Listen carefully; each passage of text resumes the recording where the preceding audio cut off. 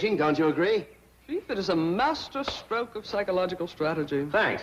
Grab the tail. It cleverly takes cognizance of their innate love of the sport of hunting, which has been drastically curtailed by Ellie Mae's love of the very creatures they hunt. Yeah, grab the tail. Provides these active, rugged mountaineers with all the thrills and excitement of the chase they so thoroughly enjoy. Yeah, grab the tail. And should they become devotees, it will prevent their leaving Beverly Hills and returning to their home. For, by its very nature, big game fishing is impossible in their landlocked, mountainous terrain. I repeat, Chief, it is a master stroke of psychological strategy. All this because I said 3 lousy words. Don't you agree? I'm going to say 3 more. Grab the tail!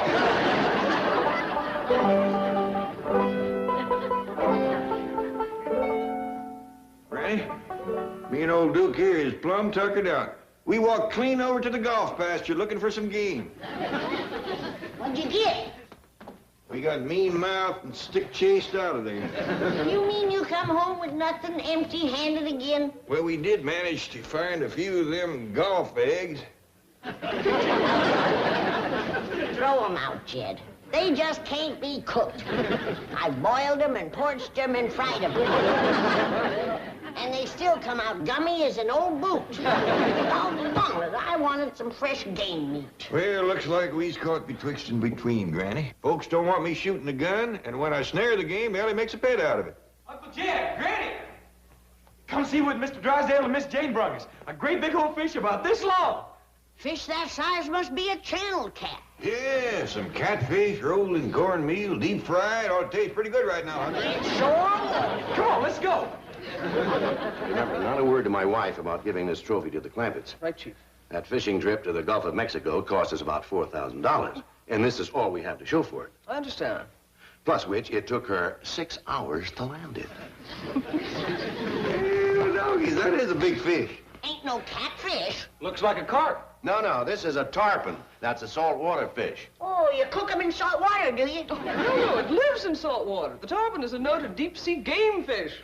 And I want you to have it for your game room. Our what room? Game room. That's the one with the trophies on the wall. The billiard room. Oh, you mean the fancy eating room. Yes, as you so quaintly call it. What do I have to do to them? Nothing. It's been prepared by an expert taxidermist. Feels nice and crisp. I'd sure like to see the skillet he was fried in. Me too. Appears like the grease got too hot and he curled up a mite. No, he's not fried. Baked? No. Don't smell like he's been smoked. Tarpon are rarely cooked at all. Once caught, they're usually preserved, like this one. Oh, preserved. Like pickled? Well, yes, in a way. It's quite a process. They're cleaned, scraped, treated with chemicals, even the bones are removed. Then, a form is made and the skin Miss is... Hathaway. Sorry, Chief. Mr. Clampett, I'm sure you'd enjoy catching a fish like this. I would for a fact. Now, there's a critter even Ellie wouldn't make a pet out of. Then it's all settled. Now I'm going out and get you the finest deep-sea fishing equipment that money can buy. Oh, no need to do that, Mr. Drysdale. I can cut myself a pole and make a hook out of a bent nail. No, catching big game fish like tarpon and marlin requires very special equipment. It does indeed, Mr. Clampett. The black marlin, for example, which is a native of our own Pacific waters. Jethro, fetch this fish out to the kitchen. I gotta figure out how to cook him.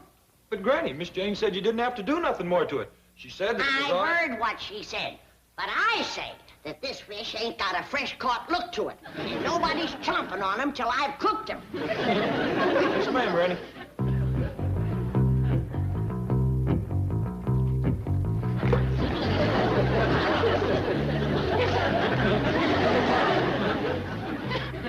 She's right. It could use some tendering up. You're gonna commence a tendering up, you wall-eyed, ocean-going varmint. You cooking that fish? I ain't giving him a bath. Jane said he already been prepared by expert something or other. Taxi driver. That sounds like it, yeah. He better stick to driving taxis. He don't know shucks about fish. I've been boiling this rascal for 2 hours, and he's still tough as harness leather. You know what it could be, Granny? What? Swimming around in the salt water all them years is what toughened him up. You know what brine will do to any kind of hide. I know what it's done to his hide. Why, I've dulled 3 knives trying to cut him up. Finally had Jethro fetch him out here and throw him into my big kettle hole. And cooking them 2 hours ain't soften them up none? Not one smidgen. And I've had both ends in the water. Granny, we's hungry. Ain't that fish ready yet? That fish ain't never gonna be ready. Well, let's go catch one of our own. Yeah, with this fish winding machine. It'll be a freshwater fish if I cook it. I'd as leave try to stew an alligator as that thing. Come on, Jethro, let's dig some worms. Now, hold on. I reckon it'd hurt Mr. Drysdale's feelings considerable if he was to find out we didn't eat his fish. But, Uncle Jed, I pretty near broke a tooth on that thing. And if Jethro can't bite through it, nobody can. How about Rusty, my cat? He's had his eye on it ever since Jethro fetched it out here. Yeah, let's give it to him. It's a heap of fish for one cat. Don't worry about that, Granny. Appears like Rusty is rounding him up some friends to help.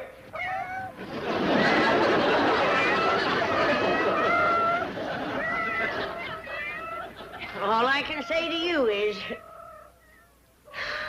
loads of luck.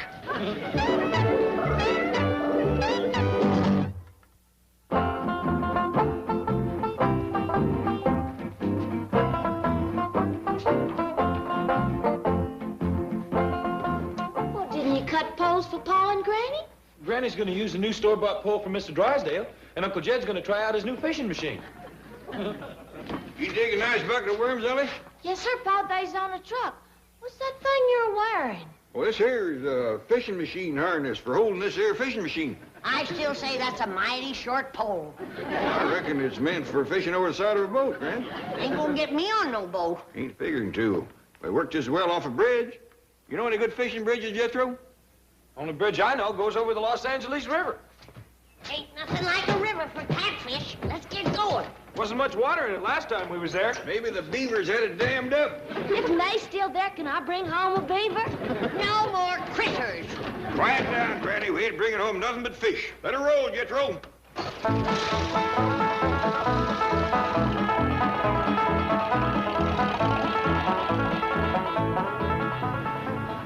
Come on, Jethro. You're wasting time. There ain't no fish in there. That is the poorest excuse of a river I ever did see. Pitiful, just pitiful. Los Angeles is so ashamed of that river, they had to put up cement walls to hide it. Maybe it'll be better when the spring thaw sets in. Come on, let's go find us a creek or a pond. Hey, wait a minute. I got a bite. My doggies, he has a dad.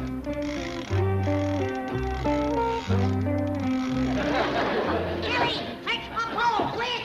What for? This ain't nothing but a boot. I know it. I'm gonna fish for the other one. They're better than the ones I'm wearing.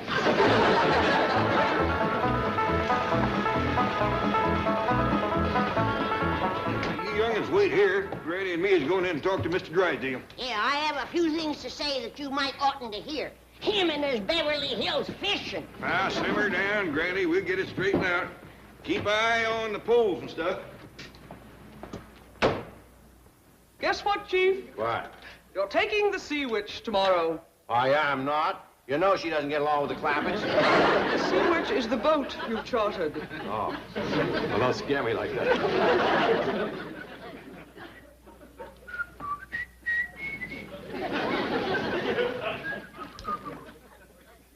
By doggies, we come here to complain about having no place to fish.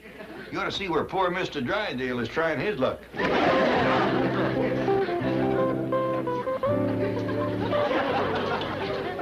Mr. Clampett, come in, come in. Mr. Drysdale, you catching anything out of there? Well, I wasn't really trying to catch anything. We was trying. What did you get? One old boot, and it don't fit too good. I thought the hunting around here was poor, but the fishing is really miserable. We found a pond with some fish in it up the street yonder. The one with the spring and the bubbles coming out of in the middle.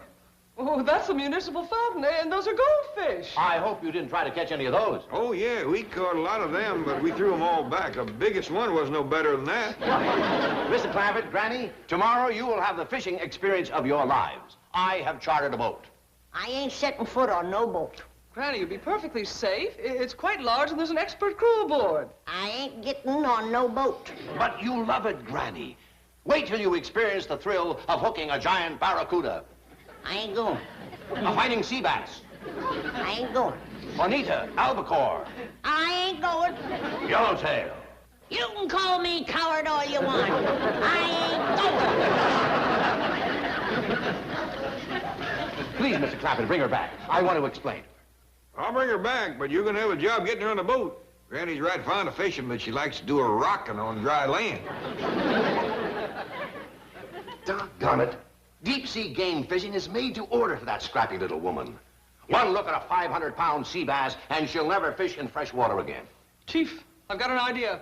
An inspiration. It combines all the elements Oh, wait a minute. Can you tell me in 5,000 words or less? I can tell you in one word, Marineland. Marineland, yeah. Yes, there, with her feet firmly planted on dry land. Granny can gaze through glass windows into a huge tank and observe at arm's length specimens of sea life by the thousands, from the largest mammals to the tiniest crustaceans. Now, Granny, it won't hurt you none to listen to Mr. Drysdale. He ain't getting me out on no water. But, Granny, I know how fond you are of fish. I'm fond of ducks, too. But I ain't going up in the sky after them. Sit down. Well, youngins, we're going fishing after all. Mr. Drysdale told us about a fishing hole that's got 'em all beat. He's going to take us out there first thing in the morning. It's a gymnastic. You can look through a glass window and pick out the kind of fish you like. Some of 'em as big as this truck. Woo! Let's go right now. Yeah. I'm all for that, Jed. Well, I reckon it would spare Mr. Drysdale a heap of trouble. Yeah, where is it, Paul? Down there in the ocean, a place called Marineland. Do you reckon the Marines would let us fish there? Well, he didn't say nothing about that. Well, they hadn't better try to stop me. I'm catching one of them whoppers for supper tonight. The Marines is real tough fighters, Granny, and they tote guns. Well, let's stop by home and get our guns. Hold on, Granny. We ain't taking on the whole United States Marine. And he called me a yellowtail. Fight him, Granny. Ain't nobody gonna fight nobody. We'll ask them Marines nice and polite, can we fish in a fishing hole? What if they say no? We'll jump that quick when we come to it. Drive on, Jethro.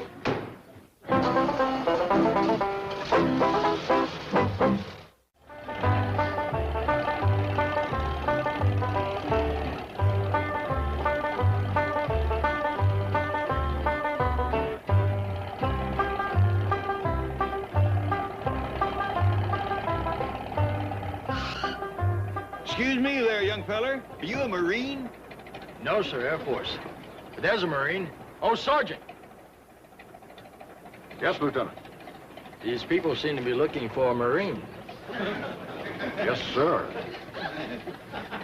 What can I do for you? Well, we heard stories about all the big fish there is in there, and we sure would like to try our luck. Be my guest. Well, thank you. Oh, it's a great spot. You'll love it. Big fish, huh? I'll say, if you like real big fish, be sure to catch the whale. We'll do our best.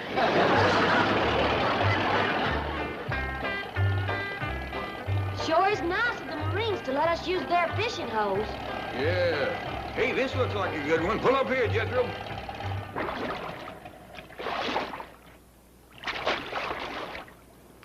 They must be them whales that Marine told us to catch. I've got to admit, them's big fish. I don't think we got a pole big enough to pull one of them rascals in. According to the sign on the fishing hole, them there is porpoises. I want me a whale. Drive on.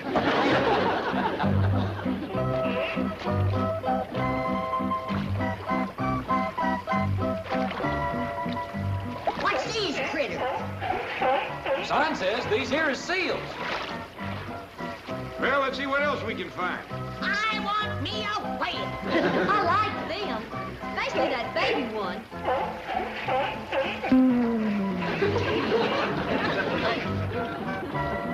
This here's the biggest one yet. It's a dandy. Is this where the whales are supposed to be? That's what the sign says. I don't see no fish. Maybe you got to drop a line in and get a bite. Put a hook on my line, Jethro. Yes, sir, Granny. Terry May, I'm gonna catch me the biggest whale there is in there. Fish me out a nice big fat worm.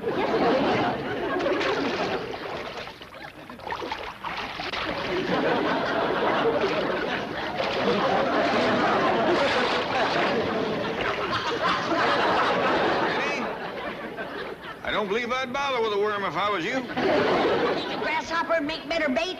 Unless you can find one the size of a hog. Grasshopper don't come that big. And you better use a hog. Look out yonder.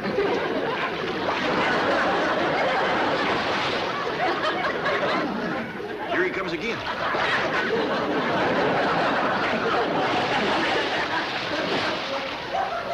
And we thought them porpoises was big. Nobody move. That fish is mine. What are you going to catch him with, Granny? Big Jethro. You ain't gonna put me on no hook. No. You go out there on that board and make a noise like a grasshopper. You mean rub my legs together? I don't care how you do it, but do it. Then when he jumps out of the water to grab you, you grab him first. How? Throw your arms around him. Grab him out of there and fling him on the bank. Granny, I reckon you're getting a little carried away.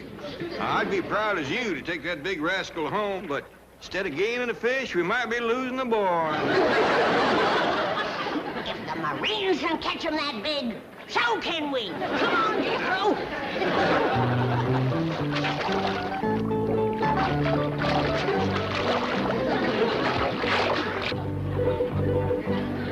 Go on, Jethro, go on. All right, but you come with me.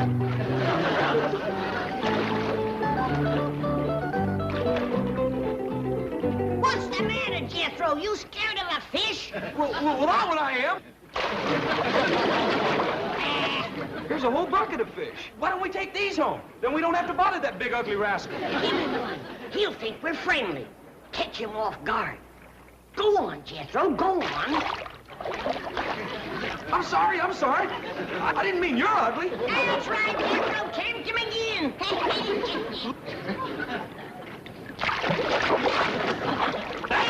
That's it. Looking down his throat is like looking through a cellar door.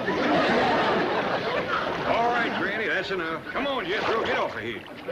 You bring the fish, Uncle Jed.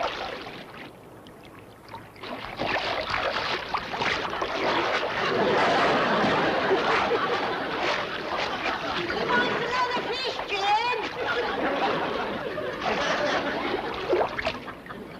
Here's one for you, young fella. I think this whale wants them all.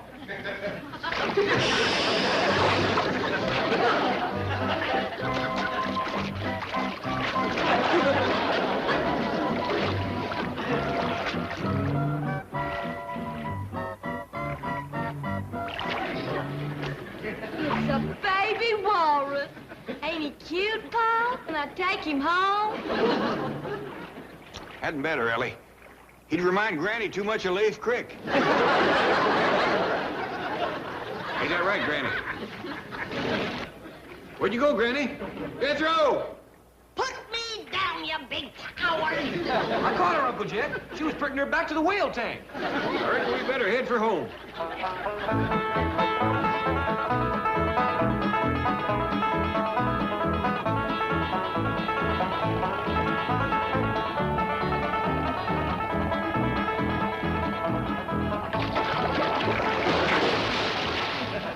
be back, you overgrown big mouth varmint. And this time I'll get you. You're mine, do you hear?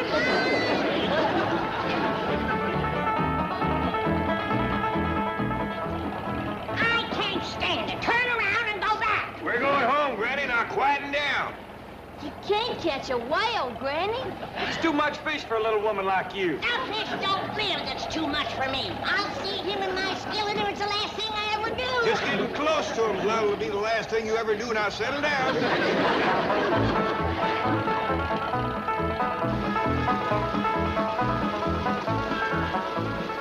I know what I'll do. I'll roll him in cornmeal. That's what I'll do. Deep fry him. Get that rascal yet. Where you going, Gran? None of your business. Who sent her off? Poor Granny. Yeah, the sad part of it is, when she goes telling folks about the one that got away, ain't nobody gonna believe her. Hey, Uncle Jed, look what I found on the truck. A baby seal. That's my baby seal. You put him down. Ellie Mae Clampett, did you carry off that critter from Marine Land? No, sir, he followed me. Followed you? Yeah, you just put him down and I'll show you.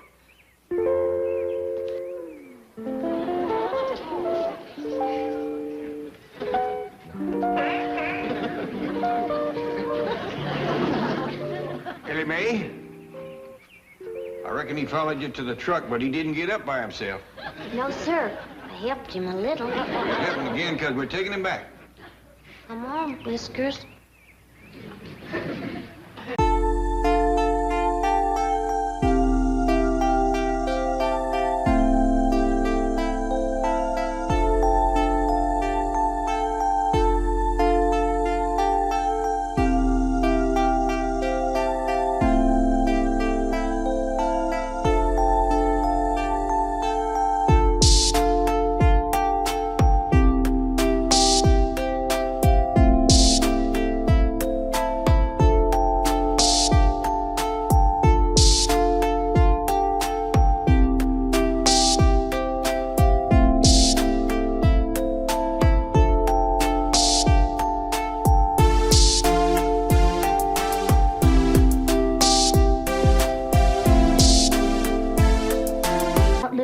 Keep you company while you're sick in bed. Call my friend the critter doctor over to the zoo. As soon as it closes, he's gonna come by and see what's ailing. Little Arnie Duke might not feel like getting his face washed right now. Ellie Mae, you in there? Quick, Arnie, hide on the cover with Duke. Granny don't allow dogs in the bed. You seen anything of old Duke? He ain't showed up for his victuals. Well, Great Duke's kind of ailing. I reckon that's why he didn't show up for his victuals. He's gonna be all right. What's that moving around in your bed?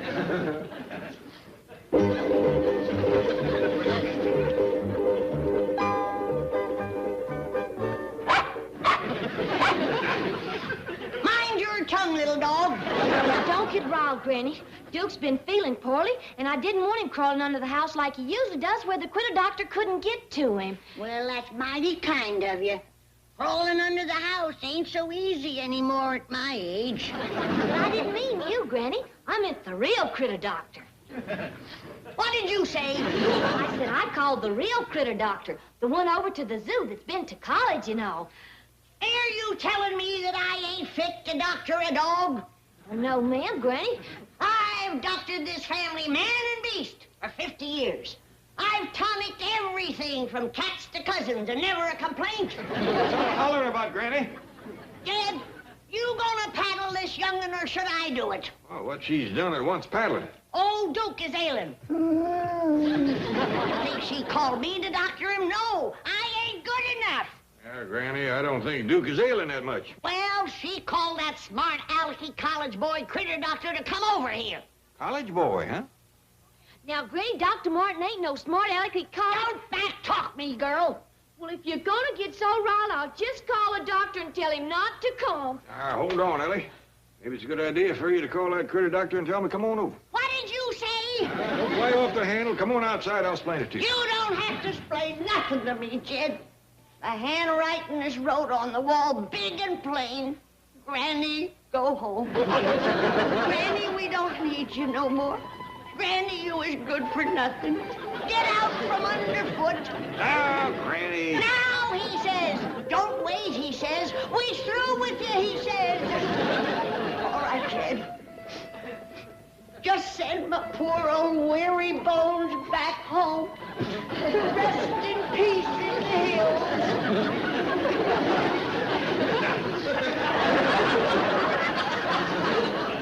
Now, you get out of that cedar chest. You're right, Jed. Old Granny just ain't worth wasting a good cedar chest on. Just stuff me in a box and send me home. What's that kind of talking? Come on downstairs. Jed, I ain't even worth a box. Just tie me in some old newspapers with a good stout string. You want me to carry you down them stairs? I ain't worth the trouble, Jed. I'll just throw myself out the window.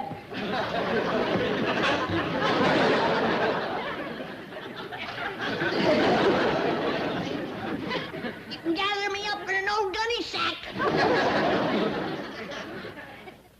And if that's too much trouble, you can stick me in an envelope and mail me home. Talk downstairs, Granny.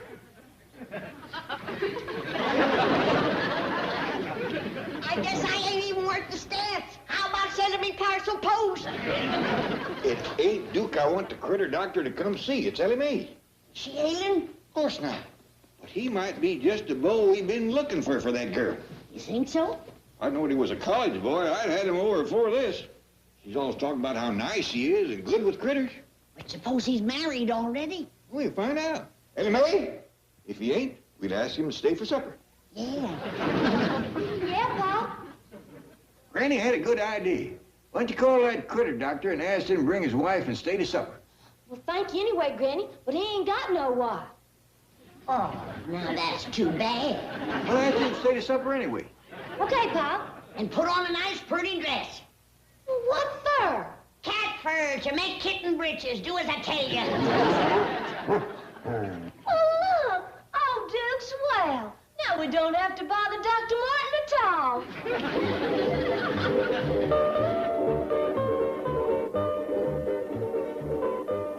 Luke, you're spoiling Ellie's romance. Now get back up to bed and act sick.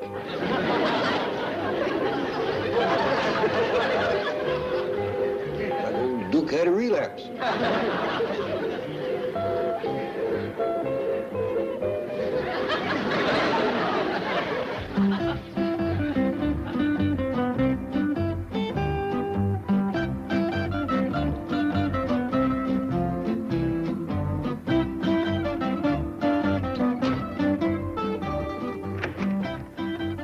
Howdy, Doctor.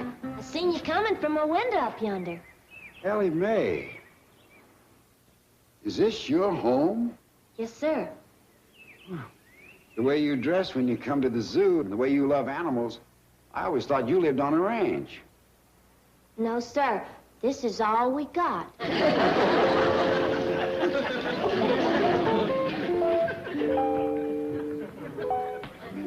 Ellie Mae, those animals I gave you, the raccoon, the skunk, the possum, you mean to tell me you keep them here? Yes, sir, but they don't mind it. Please don't take them back. Oh, I won't. It's just that, well, where's Duke? Oh, he's in the bedroom right at the top of the stairs. Over there. A hound dog with his own bedroom. Wow.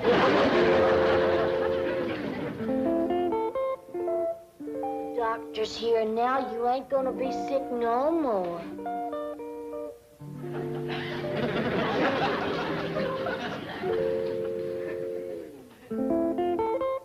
Right in here, Doctor.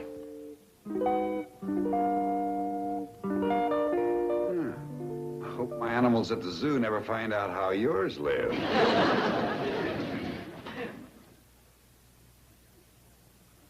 Looks like I'm too late. Duke's just shy. He ain't used to doctors. I'll get you a chair.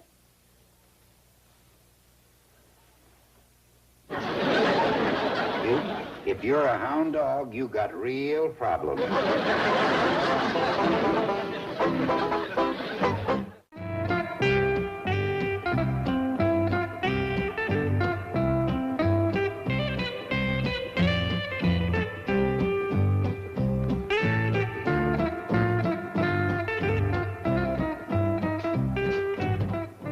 Baby, you're what I need. Say, on a 10% commission, if I sell $30,000 worth of bug spray, you're mine.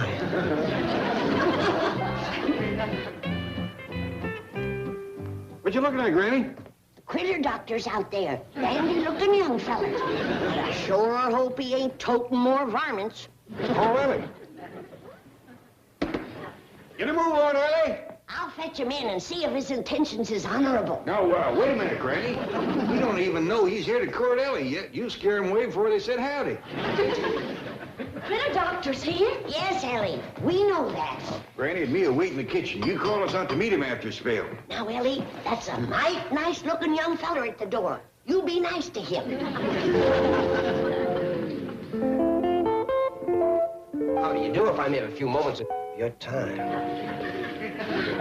How do you do if I may have a few hours of your time? What for? Well, I have this wonderful line I'd like to sell you. Is that what you're toting in your suitcase? No, that's another line I'd like to sell you. Jed, we had an order.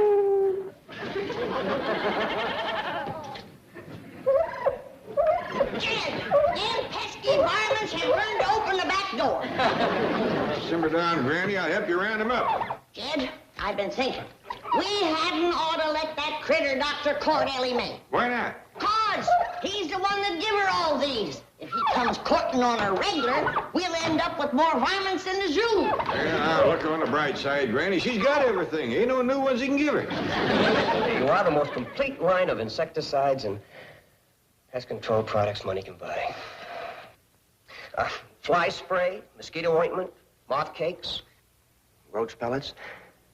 You name it, I've got it.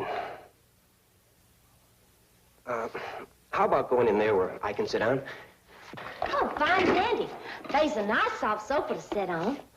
I like you. You know, I like you a lot. By the way, my name's Jim Gardner. Mine's Ellie Mae Clampett. You know, if I make enough sales today, and something tells me I will, I might just ask you out to dinner. Yes, sirree. Hey! Hey, beautiful! Where are you? Hey, come on in. Hey, gorgeous! Stop your yelling, I'm coming. Are you the housekeeper here? Well, I try to be. But it ain't easy with all them varmints underfoot. Varmints? Yeah, them pesky little critters. You know the ones I mean. Why, out in my kitchen right now, they were crawling all over my sink. Madam, you are just the person I want to talk to. Now, let's start with roaches. You know how to take care of those little critters? No, and I don't want to learn. I got enough to take care of now. Look, let me show you the easy, pleasant way to take care of them. No muss, no fuss, no bother. Just place one of these roach pellets in a dark corner and where they can get at it, and presto. I ain't got none now, and that's the way it's going to be. All right, all right. How about ants? Do you have any ants? Not in the house, I ain't. You'd be surprised how many beautiful Beverly Hills mansions have ants. I don't care what these squirrely Beverly Hills folks have in their house. Me and ants don't get along. And what you want is ant syrup. Ant syrup? Sure, they love it. They'll come from everywhere to get it. Do you know what kind of a doctor you are? You're a dad-blame bug doctor. That's what you are. Exactly. You show me a bug, and I'll show you what to do for it. Luke's fine. Just give him a little outdoor exercise. Now, don't you forget Grandpa's expecting you for supper. I'll be back, I promise. I'm very anxious to meet both of them. There. Now, isn't that a pleasant, fragrant odor? Why, it's a regular perfume. Not bad. What's it for? Flies. Flies? Flies and mosquitoes. I swat them pesky things. Use this on them, and you'll never swat another one. Close up your bag of bug riddles and get out of my house. Let me show you what I have for spiders. Out before I throw you out. Quieten down, Granny. I thought you was going to wait till Ellie called you. He called me this dad-blame bug doctor. Thought I told you to get out of the house. Now, hold on, Doctor. You just happened to catch Granny in a cantankerous mood. I'll quiet her down. Why don't you sit down? Make yourself to home. We'll have supper in a bit. He ain't staying for supper. Yes, he is. No, he ain't. Yes, he is. I ain't feed him. If he's hungry, let him eat his fancy bug riddles.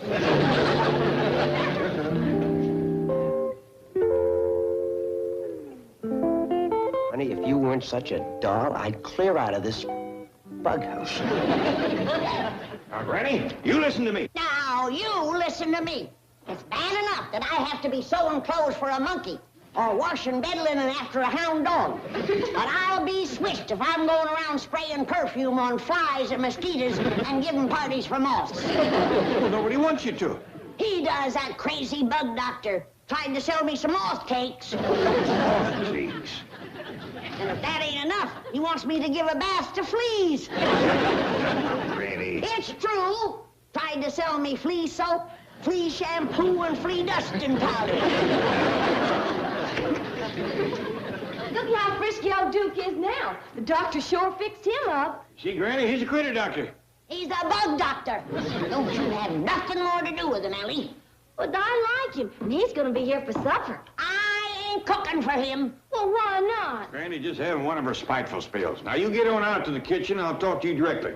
No, not that way. I don't want you tying into that young fella again. Go around the back way. Beverly Hills bug doctor. First thing you know, he'll be having Ellie leading a boll weevil on a leash. Monkey, you know, from I've been washing these jeans. Oh, let's leave Duke here with Skipper. Okay. Come on, Skipper. Duke's feeling better now. You two can play cowboys again.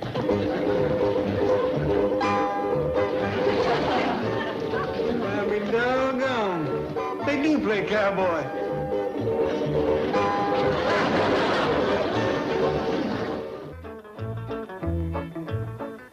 It's coming on for supper time. Don't you want to get started fixing the victuals? Who for? For everybody. Who's everybody? Well, you, Jethro, Ellie, me. Who else? Well, you know, the company.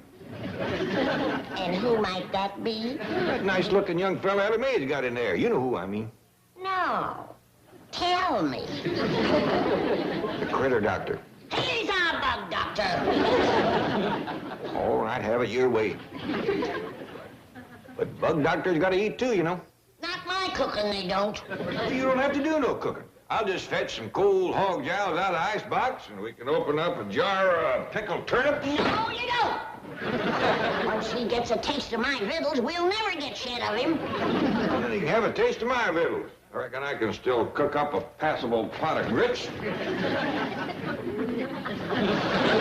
Over my burning body. Granny, you're just being a little unreasonable. No, I ain't.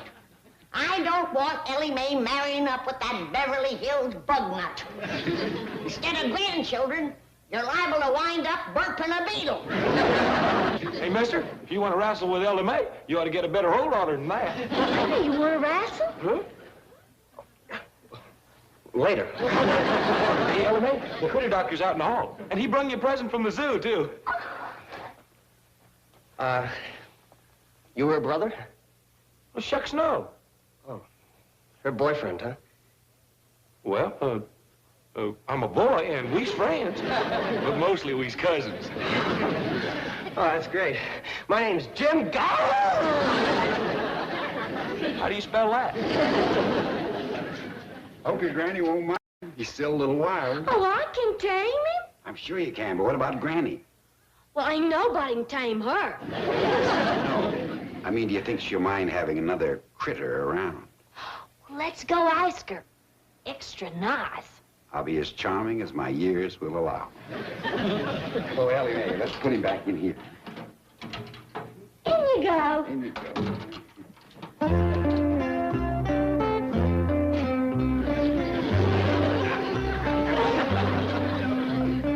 Now, Granny, we have invited that critter bug doctor to supper, and it ain't very nice to send him away. Paul, Granny, the doctor's done give me a brand new critter. What is it? Well, look. Oh, it's a giant, hairy caterpillar with green eyes and big teeth. Looks like a Bob Get Youngin' to me. It is, ain't it cute? Who are you? I'm Dr. Martin. Oh, yes, ma'am. This here's the critter doctor. This is my granny, and this is my pal. You're the critter doctor? That's right. Well, who's that bug-happy goomer in the parlor? Goomer? Well, that's a young fellow you said to be nice to. Let's have a word with him. Ellie Mae, get that varmint out of my kitchen. Yes, ma'am, Granny. Did I understand Ellie Mae to call you Granny? What about it? Was such an odd name to call one's sister. Sister? You're certainly too young to be her mother. But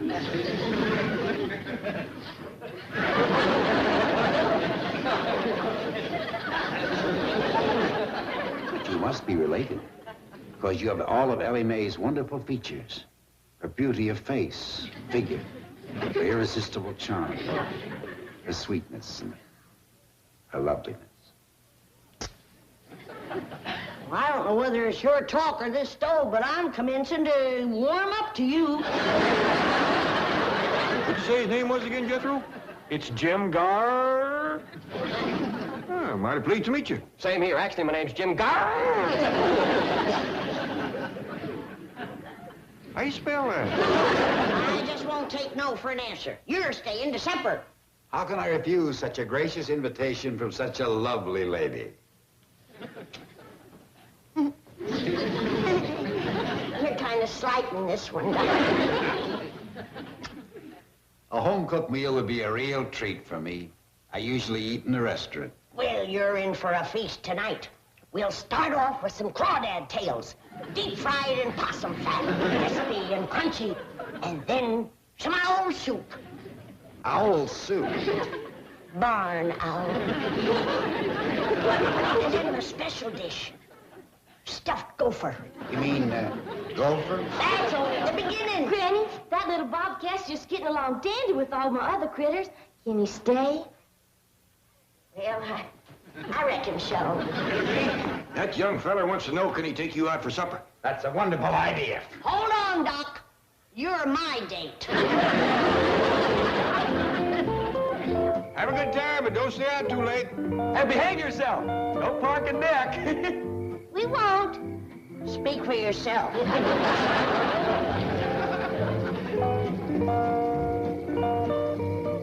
Uncle Jed, I'm gonna have me a car just like that. How are you fixing to pay for it? Easy. You know that fella Jim Garr? He told me how. He said all I got to do is sell $30,000 worth of these bug vittles. Good luck, boy. Let's get to it. Yes, sir. See you later. Thing like that could only happen in America.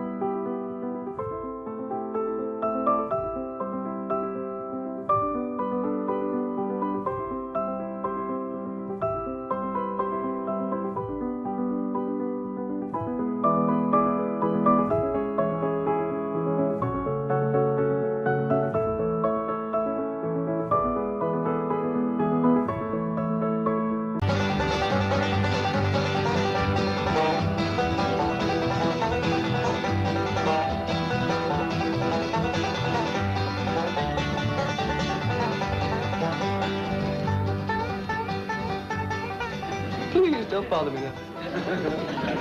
Later, later. This is flat Scruggs. You. Yes? You assured me that you were not coming in this morning. I took you at your word. And if a secretary cannot trust the word of her employee, then I ask you, whom can she trust? Gee, I'm sorry. It wasn't my fault. You see, this appointment... Now, wait a minute. You're having a hootenanny in my office, and I'm apologizing? We are not having a hootenanny. I was merely holding an informal meeting of my folk music appreciation group. And on our own time. Well, have it some other place. I'm running a bank, not a barn dance. Who are these characters? Lester Flatts and Earl Scruggs. Progenitors and acknowledged masters of that style of music known as bluegrass. Bluegrass, schmoograss. Get all this stuff out of here. That is something I think you should know. Mr. Flatt and Mr. Scruggs are visiting here from Nashville. Nashville, Smashville, out. They are the house guests of Jed Clampetts. Clampetts, Schmampetts, Jed Clampett? My Jed Clampett? They're staying at his house? Yes, with their wives. You see, Flatt and Scruggs are old friends of his from back in the hills. Well, just don't stand there plugging this record player. I want to hear these boys. Nashville, too. Hey, that's my favorite city. Say, those boys are good. Pipe that music to the bank speaker system, and then we'll drive over to the Clampetts and meet Earl and Lester in person.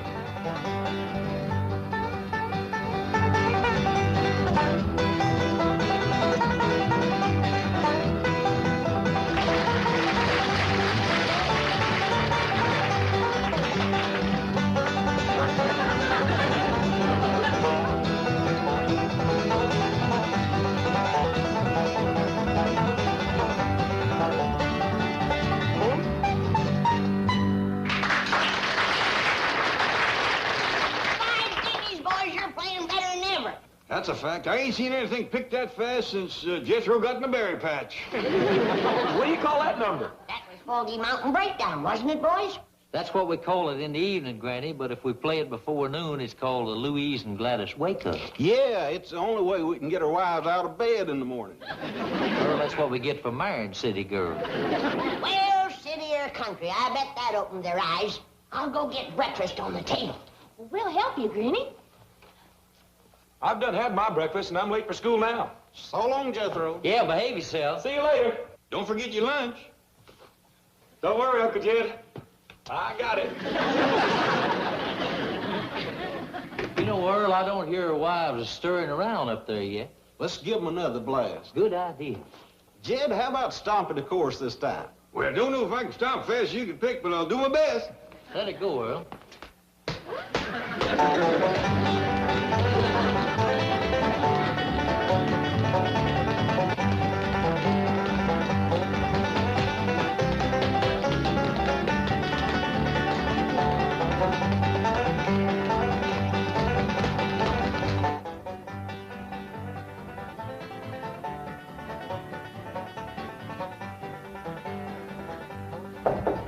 Come in. I see it woke you up, too. Woke me? I think it woke my aunt in San Francisco. Imagine at the crack of dawn like this. Why, it isn't even 10 o'clock yet. Well, Louise, that's what we get for marrying country boys. Yes. But you know something, Gladys? I wouldn't trade our husbands for Cary Grant. I wouldn't either. We'd be fighting over him constantly. What are you going to wear today? I don't know. May as well wear our house dresses. I suppose our husbands will want us to continue our cooking lessons from Granny. Oh, no. I'll never learn how to make those country dishes. You know, I flunked grits and jowls yesterday. I don't know how I did on my fatback and collard greens. Did you taste them? Yeah, you flunked. When Lester and Earl asked us to come to Beverly Hills and stay at a millionaire's mansion, I had visions of upstairs maids, breakfast in bed. Dressing for dinner and rubbing elbows with movie stars. So what are we doing? Learning how to make chitlins, Granny style. Oh, do you remember the 3 different kinds? Are you kidding? I had a chitlin nightmare last night. What do you mean? Well, I dreamt I was a chitlin, all 3 kinds. I was hand-slung, stump-whipped, and dog-pulled. Oh, Louise, we've got to get away for a few days. My aunt in San Francisco. We'll fly up and visit her. Marvelous. But will the boys let us go? They will if we approach them right. How's this approach? I like it. Come across the hall and help me pick out my working clothes. I think I hear them stirring around up there, boys. Are you girls out of bed yet? Yes, Lester, darling. How soon will you be down? Just as soon as we're dressed, Earl, sweetheart. Get a move on. We will, Angel. I know you boys picked out a couple of sweet ones, didn't you? Yes, we did, Jed. Sweet and pretty. If Granny can just learn them to cook, we got herself a couple of crackerjack wives. That's the truth. You can't beat a woman that looks city and cooks country. I gotta admit, that sounds good. Say, Jed, how come you ain't married up with one of these pretty Beverly Hills women? Why, shucks, Lester. These fine, high-stepping society fillies ain't about to jump into double harness with an old country plow horse like me. Now, we done all right, and you wouldn't exactly call us Kentucky Derby winners. I tell you, Jed, these city women make fine wives. That's the truth. Them lazy women of yours ready for breakfast yet? Not quite, Granny. Well, here's some chitlins they made last evening. I thought maybe you'd like to try them. I would. My wife talked about them in her sleep last night. Well, shall I throw them out? Oh, don't do that, Granny. Earl and me want these. You do? You betcha. Lester, you thinking about the same thing I am? I reckon so, Earl. Let's try. You're right. They're dandy.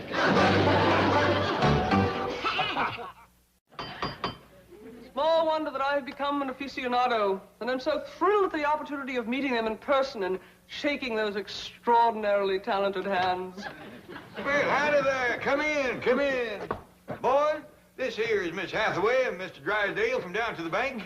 These 2 young fellas is Lester Flatt and Earl Scruggs. I reckon you heard about them. Heard of them? Why, I'm an aficionado of their music. And I am thrilled at this opportunity to meet them in person and shake their extraordinarily talented hands. You know, throughout the length and breadth of this country. The artistry of Flat and Scruggs epitomizes the sturdy, vital music of our native soil. Why, doggone, Mr. Drysdale, you know a lot about these boys. Why don't you tell Miss Jane something about them? That's a good idea. Scruggs has been called the Paganini of the five-string banjo. You don't say. And coupled with Flat's virtuoso handling of the guitar and his warm, authentic vocalizations, but why talk about it? Let's listen to this hearty, fructifying folk music. There you are, Mr. Scruggs. There's your banjo. I'm screwed. Exactly. Well, you get your guitar, and Miss Hathaway can hear some authentic crabgrass. Bluegrass? Exactly. She's catching on already. I ain't waiting no longer. Everybody to the fancy eating room for lunch. Lunch? What happened to breakfast? Too late. Lunch is ready. Now, come on, everyone to the table. Shoo, get. But Granny... You two, move on. But Mr. Flat and Mr. Scruggs are going to do something for us. You betcha they are. They're going to get their wives to the table. We will for a fact, Granny. Y'all go ahead. We'll be right in. By the time them city women get up, we'll be having supper.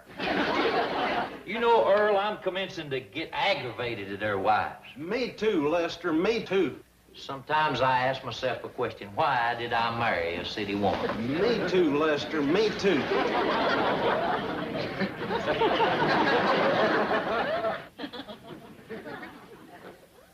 Earl, I just got the answer to my question. Me too, Lester, me too. Now, boys, put me down. Put me down. You deserve to be carried, Granny. You're the queen of the kitchen. Yeah, sit here on your throne and we'll send our wives in for another cooking lesson. Yeah, and if you can learn them to cook grits and jowls like yours, we're going to write a song about you. I'll do it. Did you tell them to get into some working clothes?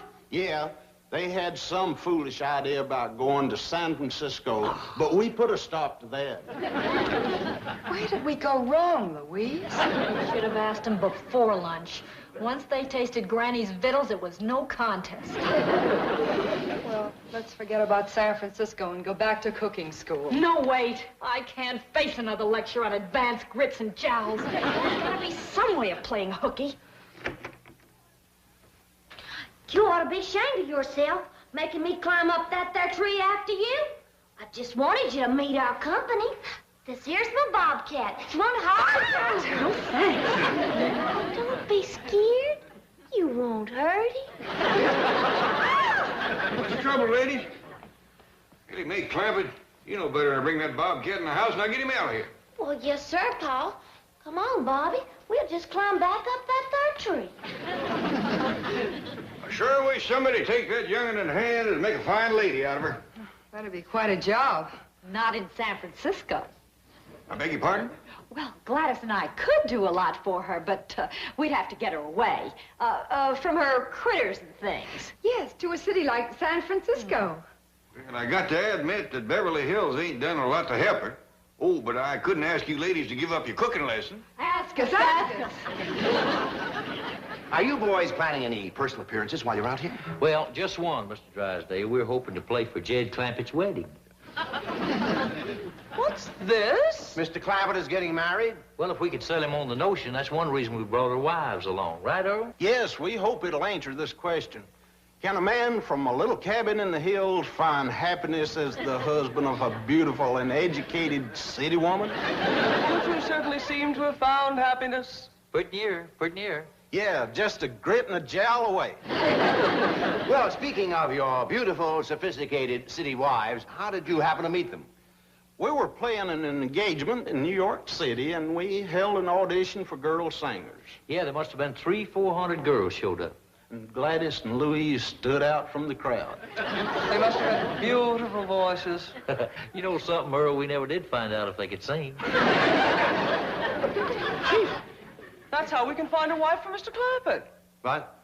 Well, he's too shy to look for himself. But if Mr. Flat and Mr. Scruggs hold another audition right here, he'll meet dozens of beautiful girls in spite of himself. Say, that's a good idea. Now, hold on. Their wives might not think so. Yeah, they know we don't need a girl singer. Yes, that's right. With their wives around, there might be trouble. Oh, that's too bad. Sorry to be so long getting Ellie out of the tree, but I don't climb as spry as I used to. Paul says you're taking me to San Francisco. Well, yes, if our husbands will let us. Well, let's go ask him. You do the talking. Be glad to. Now, come on, Ellie Mae. Go on upstairs and get yourself packed.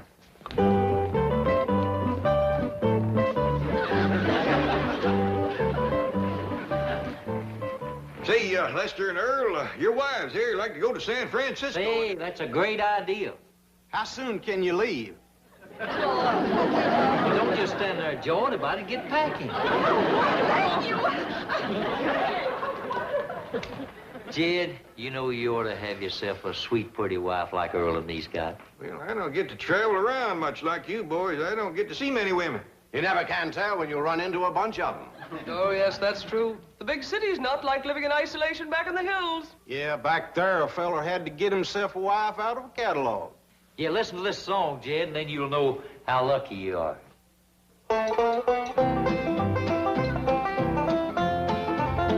Get you a mail-order bride. A hillman leads a lonely life. A hillman needs a loving wife. A mail-order bride. He's got a mule, he's got a dog, but what he needs from the catalog is delivery of someone to love without fail. Without fail. Without fail by the U.S. mail. She'll help him raise a chicken. She'll cook and sew and bake and have him raise a dicker and rub away each ache. She'll help him raise a brand new barn and then she'll play her ace. She'll raise a little ringer just to have her around the place. Get you a mail-order bride. She'll burn her brand right on your heart and you won't even feel it smart. A mail-order bride. As you ride home the long last mile, she'll make you feel it was all worthwhile. You'll be full of pride, so satisfied. You order a mail-order bride.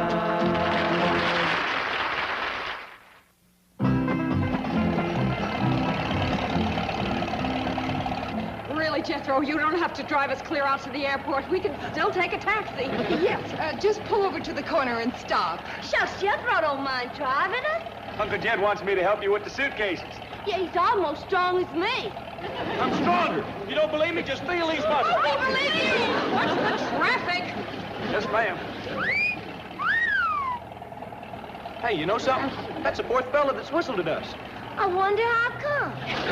Probably the truck, honey. Yeah, I reckon. Don't see too many like this. I'll take a bet on that. What do you mean they went to San Francisco? I got everything ready for their grits and jowl lesson. Well, but Granny, And besides, I was going to throw in another crack at hand-slung chitlins. But they're doing it for Ellie Mae. They'll be back quick as they turn her into a fine big city lady. How long will that take? Oh, both of them going at it shouldn't take more than a day or so. Fine. The sooner the better. Bye. Well, Chief, I've contacted every major theatrical agent. We will soon be inundated by a wave of beautiful, talented girls. Well, I'll get back to the bank. But, Chief, don't you think you should stay and look over Mr. Clampetts' prospective bride? Oh, you won't need me. But there'll be dozens of girls to look at. Well, you and Jed and Flat and Scruggs can handle it. Okay. Well, don't give up so easily. Coax me. Well, Chief, we don't need you. I'll stay anyway.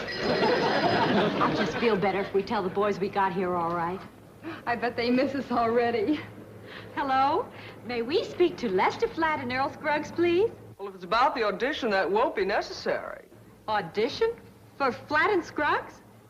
Yes, but don't worry if you can't sing folk music. In fact, it isn't absolutely necessary that you sing at all. As long as you're single, attractive, and have a certain amount of, shall we say, domestic ability. Hurry over or you'll lose out. Bye. What? What's wrong, Louise? Did it ever occur to you that our husbands change their minds about this trip very easily? Well, yes, now that you mention it. Well, I just found out why. They're auditioning girl singers. What? That's how they met us.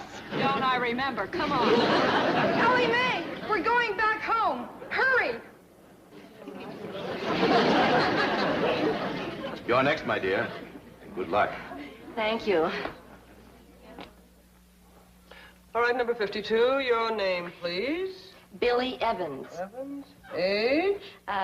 23. How old? 26.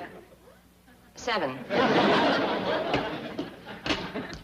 Next station. Thank you. All right, Miss Evans. Now, this is going to be your music audition. Let's hear you hit this note. That's close enough. Next station. Thank you. Passed your singing test, did you? I guess so. All right, now this is your cooking test. How do you make sassafras tea? With sassafras? Pass!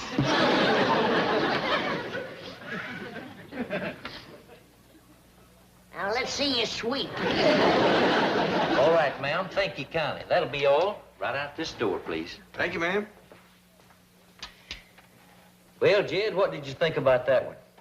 Well, it sure beats me, Lester, how you can pick a singer without hearing her sing.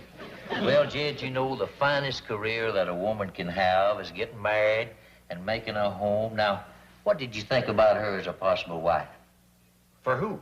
Well, you, for instance.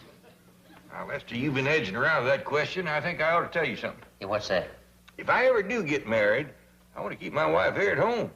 I wouldn't cotton to her traveling around with your foggy mountain boy.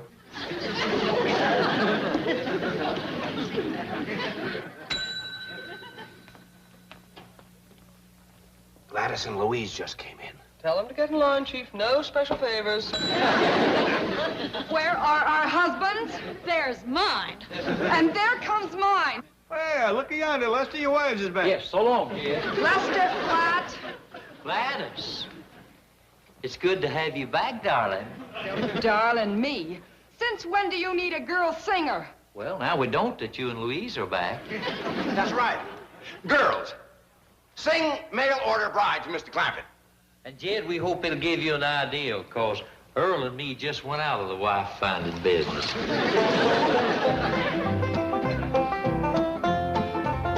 Get you a mail-order bride. A hillman leads a lonely life. A hillman needs a loving wife. A mail-order bride. He's got a mule, he's got a dog, but what he needs from the catalog is dear.